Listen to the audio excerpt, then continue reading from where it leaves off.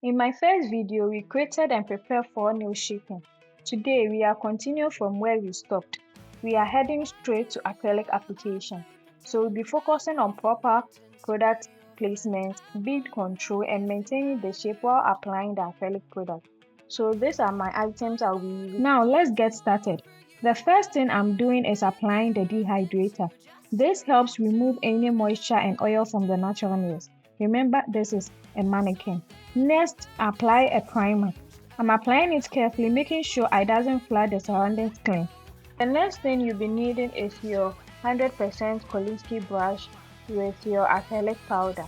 Remember that quality products will make your work very smoother and not difficult for you to get your beads right. So these are my things I'll be using. When picking up a bead, pay attention to consistency. You don't want to pick a wet bead that can run into your cuticle area.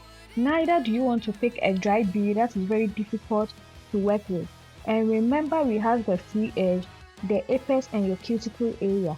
So as a beginner, you don't need to pick a 1 bead method or a 2 bead method to get your application solid.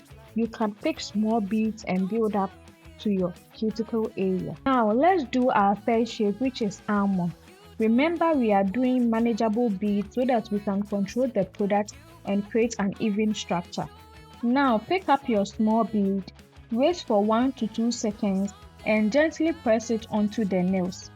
Clean your brush and come again by controlling the side walls of the nail tips.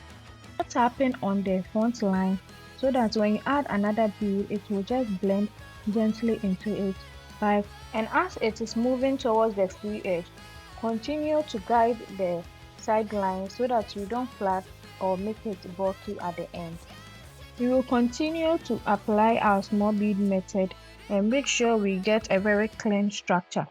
But when you reach the cuticle area, be careful not to flood it. And so we are picking a very small bead for our cuticle area. Don't put it right at the cuticle area. Leave a little space and push the product towards there so that your cuticle area will be neat and not flooded. Next on our list is stiletto. We want to maintain the sharp, pointy shape that we created earlier. So we'll be placing the acrylic product gently, guiding it along the nails, making sure the product does not flow to sidewalls, making the nails too bulky. As it's moving towards the free edge, keep all the products in the middle, protecting the side by side, and make sure that the product does not fall overboard, and also keep the shape in mind. Continue with your bead placement and alignment, checking the shape in mind and making your structure very strong and clean. Let me leave you to enjoy the rest of the video. That is for the square nails and the dark nails.